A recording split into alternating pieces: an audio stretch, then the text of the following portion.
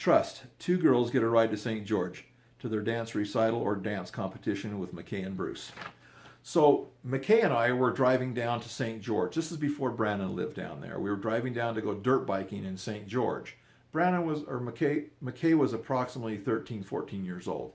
And of course, I don't know, I was probably in my 45, 50 something in that area.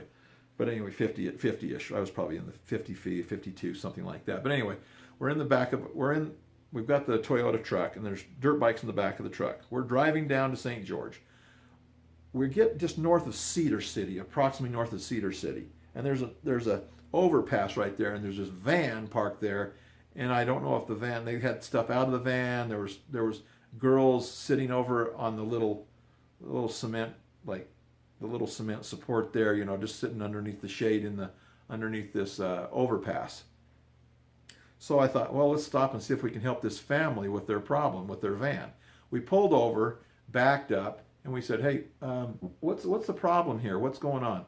And the dad said, well, we're on our way to St. George to a dance competition, and our van broke down. It's pretty severe. I think the transmission or something like that went out, the radiator. I don't know what it was, but they had to have it towed. They had already called the towing company. They were coming over to pick them up. But the problem was these girls needed to be in St. George in like an hour and a half or whatever it was. I don't remember the time frame, but they were going to be late for their dance competition. So I said, I know you don't know who we are, but I'd be happy to take your daughters to St. George and drop them off at Dixie State College in St. George, is where the competition was. I had taught dancing, and we travel with the kids dancing a lot. But anyway, it was interesting that how he immediately trusted me. So literally within about 15 minutes of us pulling over and saying, what can we do to help you? Him and his wife were there trying to fix their van. The daughters were sitting outside. There's probably 4 or 5. There was probably a couple extra, 3 or 4 people with them there, but their daughters needed to get to St. George.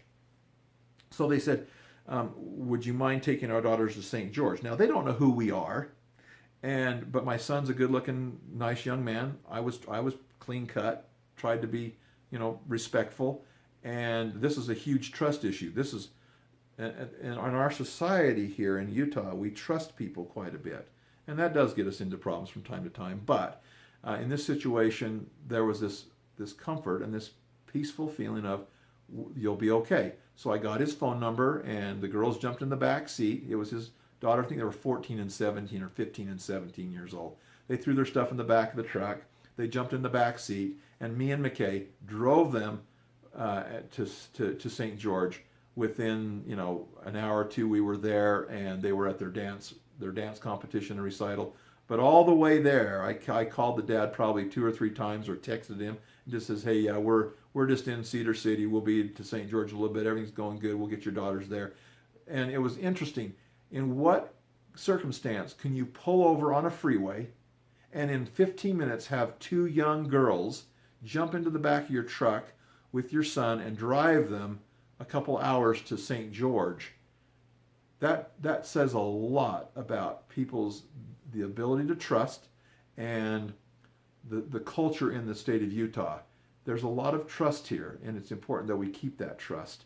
But that was a really cool experience in trust, and I remembered how honored I was by the trust, and how important it was for me to be respectful and transport those girls safely to the college in St. George.